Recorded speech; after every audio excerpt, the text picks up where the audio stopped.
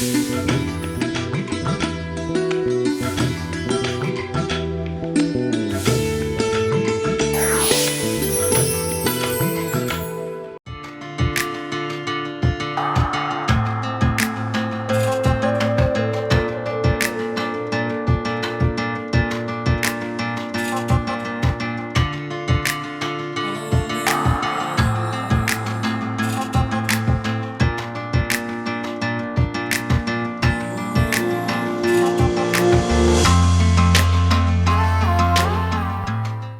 ఫామ్లో ఒక చిన్న కుటీరాన్ని కూడా మేము నిర్మించుకోవడం జరిగింది.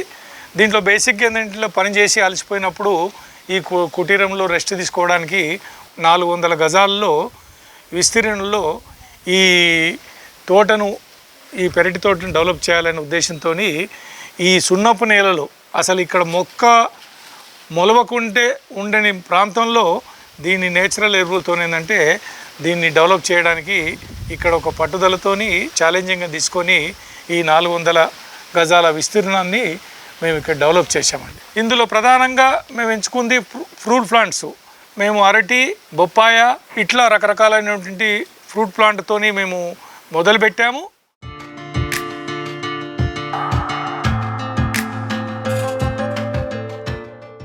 ఇది సపోటా ప్లాంట్ అండి. ఇది దేశవాళీ సపోటానే. ఈ సైజు కొద్దిగా పెద్దగా అవుతుంది. ఇక చూడండి ఎట్లా వచ్చింది ఆ కాపు. ఇది సైజు మ్యాక్సిమం సైజు. ఈ సైజు వచ్చిన తర్వాత దీన్ని హార్వెస్ట్ చేస్తాము. ఒక నేచురల్గానే దీన్ని మక్కడానికి బుట్టలో గడ్డి వేసి దాంట్లో మక్క పెడతాము. మామూలుగా బయట ఏంటంటే ఇవి తీసుకెళ్ళి దాని మీద కెమికల్ స్ప్రే చేస్తారు. ఆ స్ప్రే చేయడంతో త్వరగా మక్కడానికి మార్కెట్లోకి తీసుకొస్తారు. కానీ మేము మొత్తం దీన్ని సేంద్రియ ఎరువులతోనే మేము ఈ మొక్కలకు ఇది చేస్తున్నాము. సేంద్రియ ఎరువులే దీనికి ప్రధానంగా మేము వేస్తున్నాం. కాబట్టి ఇది మేము అదే పద్ధతిలో నేచురల్ పద్ధతిలోనే దీన్ని మక్కించడానికి మేము ప్రయత్నం చేస్తున్నాం. అదే రకంగా ఇది చూడండి, చిన్న మొక్కనే ఇది. దీన్ని పాల సపోటా అంటారు.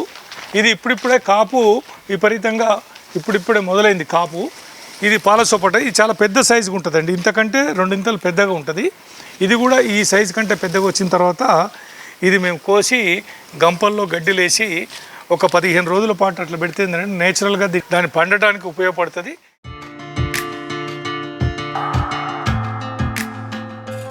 నాలుగు 400 గజాల్లో బార్డర్లో ఒక 10 మొక్కల్ని, కొబ్బరి మొక్కల్ని మేము నాటామండి. అందులో దేశవాళీ మొక్కలతో పాటు బెంగళూరులో ఎల్లో కలర్లో వచ్చేటువంటి కొబ్బరి ఉంది. ఇది మేము సంవత్సరానికి 2 సార్లు కొబ్బరి కూడా మేము తీసి మేము ఇంట్లోకి వాడుకోవడానికి ఉపయోగపడ్డది. ఇది దొండపాదండి. మేము పెద్ద ఖర్చు లేకుండా మా పెరటిలోనే ఉన్నటువంటి కర్రలతోని ఈ పాదును ఏర్పాటు చేసి ఇట్లా దొండను పెంచడం జరిగింది. ఇది మా ఇంటికి సరిపడా ఇందులో దొండకాయలు వెళ్తుంటాయి. మొన్న రీసెంట్గా ఏంటంటే ఒక సీజన్లో మొత్తం కట్ చేస్తే మళ్ళీ ఇప్పుడిప్పుడే ఇక దొండకాయలు ఇప్పుడిప్పుడే స్టార్ట్ అయినదండి. పూత ప్రతి పువ్వుకి ఒక దొండ వస్తుంది. అట్లా ఎన్ని పువ్వులు ఉంటే అన్ని దొండకాయలు వస్తాయి. కాబట్టి ఇది 2 మొక్కలు ఇక్కడ మేము పెట్టుకున్నాము ఇంట్లోకి సరిపడా. ఇది కొత్తగా మేము ఈ సంవత్సరమే ఈ దొండపాదు పెట్టడం జరిగింది. అది కాక మీరు అటు పక్కన చూస్తే వాటర్ యాపిల్, అది ఎంత విపరీతమైనటువంటి కాపు వచ్చిందో చూడండి, పూత వచ్చింది. అది పింక్ కలర్లో ఉంటుంది. ఆల్మోస్ట్ యాపిల్ పండులాగా అది ఇంకొక 1 రోజుల కాలంలోనే మొత్తం దాని నిండా కాయలు వస్తుంది. అది కూడా ఏంటంటే ఆరోగ్యానికి చాలా మంచిది. అందు గురించి ఏంటంటే ఆ మొక్కను కూడా మేము ఒక 2 మొక్కలుగా ఇక్కడ పెట్టుకున్నాము. ఇక్కడ మేము కాశ్మీరీ బేర్ అన్నది ఒక చెట్టును పెట్టామండి. లాస్ట్ ఇయర్ విపరీతంగా కాపు వచ్చింది. ఇది మళ్ళీ ఈ రైనీ సీజన్లో పూతకొచ్చి ఇది ఆల్మోస్ట్ ఒక పెద్ద సైజులో ఉంటుంది. ఇది కూడా యాపిల్ పండు కలర్లో ఉంటుంది. దీన్ని కాశ్మీరీ బేర్ అంటారు. ఇది అరటి అండి. దీని ప్రత్యేకత ఏంటంటే ఆల్మోస్ట్ ఎంత సైజు ఉంటుంది చూడండి. ఒక గెలకి 15 డజన్ల నుంచి 20 డజన్ల వరకు వస్తుంది. ఇది ఇప్పటికీ చాలా కాపు వచ్చింది కాబట్టి ఇది చిన్న గెలగానే మనము ఉండాలి. ఇది G9 అంటారండి. ఇది చాలా రుచికరమైనటువంటి ఫ్రూటు. ఇప్పటికీ మాకు ఒక 30 గెలల వరకు ఇగో ఈ చుట్టూ పొడుగున గోడెంబడున్న చెట్లకు అన్నిటి కూడా వచ్చినాయి. ఇది కూడా G9 అండి. ఇట్లా పసుపచ్చ కలర్ వచ్చినప్పుడు మేము తీసేసి గెలను రూమ్లో దీనికి కట్ చేసేదంటే తాడుతోని ఎలాడదీస్తాము. జనరల్లో మార్కెట్లో రైతులు ఏం చేస్తారంటే దీని మీద ఒక కెమికల్ను స్ప్రే చేసి మామూలుగా బయట రైతులు అమ్ముతుంటారు. బయట ఆ కెమికల్ స్ప్రే చేయడంతో ఏంటంటే ఫ్రూట్ మొత్తము ఒక రసాయనిక పదార్థాలతో నిండిపోయానికి హానికరంగా ఉంటుంది. ఇది కేవలం మేము అట్లా కాకుండా ఇది కట్ చేసిన 15 నుంచి 20 రోజుల వరకు కూడా ఇది ఇంట్లో రూమ్లో పెడితే ఇట్లనే నేచురల్గా మక్కే పద్ధతిని మేము ఎంచుకున్నాము. ఇది ప్యూర్లీ మనం ఆర్గానిక్ ఫ్రూటే. ఇది మేము మా కుటుంబానికి సరిపడా మేము ఈ పండ్లు పట్టించుకుంటాం. ఇప్పుడు ఇది హార్వెస్టింగ్ కోసం మేము ఇది కట్ చేస్తున్నామండి. ఇది అయిన తర్వాత ఇది ఈ మొక్క అయిపోద్దండి. దీన్ని ఇది కట్ చేయాల్సి వస్తుంది. ఒకటే గెలతోని ఇది అయిపోద్ది.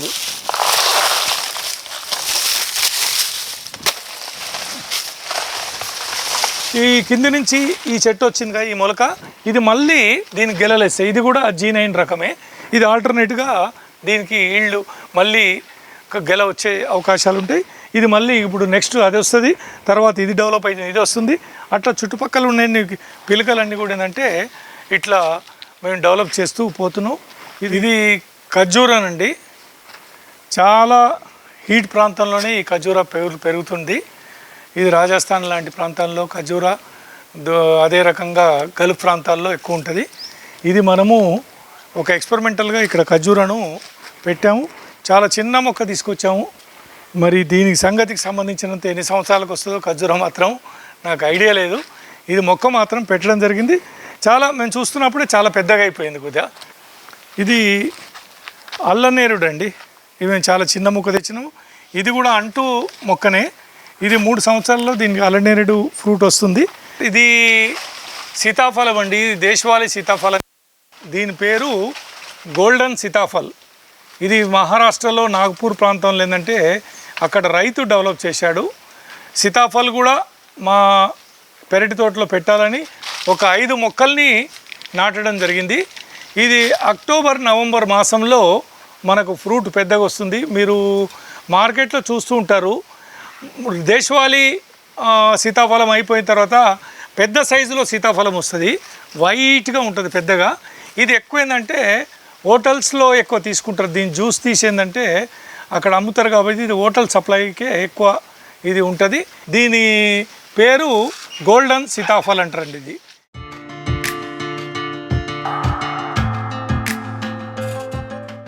ఇది పనస అండి. ఇది రేర్ పనస. మనము జనరల్గా ఏంటంటే పనస అనే వరకు ఒక పెద్ద మోతాదులో 20 కిలోల సైజులో పనస ఉంటుంది. అది కోస్తే ఏంటంటే తెల్లగా ఉంటుంది. ఇది మాత్రం ఇదే సైజులో పనస ఉంటుంది, ఆల్మోస్ట్ ఒక చిన్న సైజులో. ఇది హార్వెస్ట్ చెట్టు మీదనే హార్వెస్ట్ అయిపోతుంది. హార్వెస్ట్కు గుర్తు ఏంటి అంటే ఈ కాండ భాగం నల్లగా అయిపోతుంది. ఇందులోకి వెళ్ళి ఒక మంచి వాసన వస్తుంది. ఇది కొయ్యంగానే ఏంటంటే మిగతా దానికి దీనికి తేడా ఏంటంటే ఇది గోల్డెన్ కలర్లో లోపల గింజలుగా దీని ఫ్రూట్ ఉంటుంది, మిగతా దాన్ని వైట్గా ఉంటుంది. కాబట్టి ఇది కూడా ఒక రేర్ మొక్కనే. ఇది కొయ్యంగానే ఏంటంటే బంగారము రూపంలో లోపటి కలర్లో ఉంటుంది. కాబట్టి ఇది గోల్డెన్ పనస అని కూడా దీని పేరు అంటున్నారు. ఇది మల్బారీ అండి. మామూలుగా బొంతపండు అంటారు తెలంగాణలో. ఇది మొత్తంగానే ఈ చెట్టుకు ఆకును తీసేసిన తర్వాత దీనికి ఫ్రూట్ అనేది స్టార్ట్ అవుతుందండి. మేము ఆకును మొత్తం తీసేసాము. ఇక ఆకు తీసిన ప్రాంతాల్లో మొత్తం ఫ్రూట్ ఇక్కడ అన్ని మండలకు ఇట్లా ఫ్రూట్ అయింది.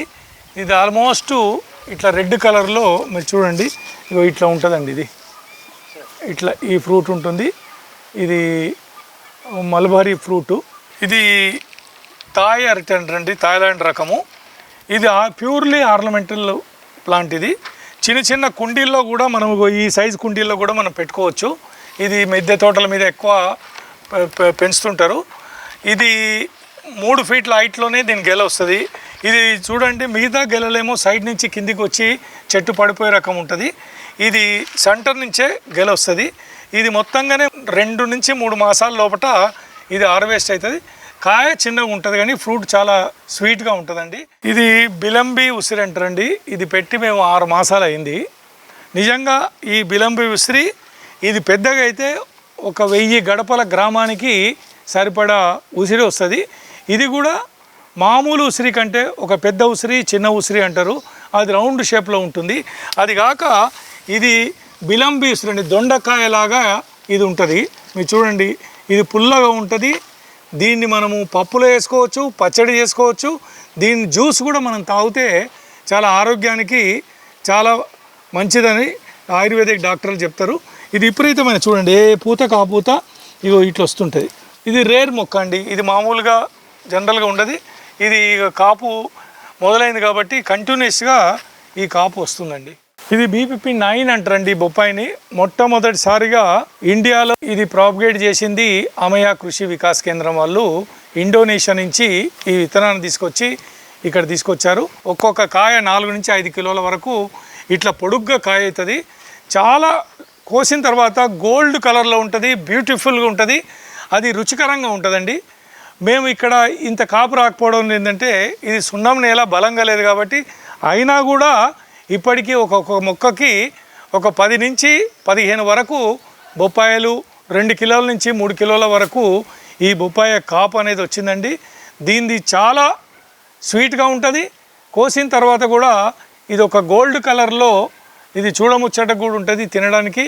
ఇది చాలా బ్రహ్మాండమైన ఫ్రూట్ అండి. ఈ వీడియో మీకు నచ్చితే లైక్ చేయండి, ఇతరులకు షేర్ చేయండి. వీడియోపై మీ అభిప్రాయాన్ని కామెంట్ రూపంలో తెలపండి. మరిన్ని వ్యవసాయ వీడియోల కోసం రైతు నేస్తం యూట్యూబ్ ఛానల్ ని సబ్స్క్రైబ్ చేయండి. పక్కనే ఉన్న గంట సింబల్ నొక్కి నోటిఫికేషన్స్ ద్వారా తాజా వీడియోల సమాచారం పొందండి.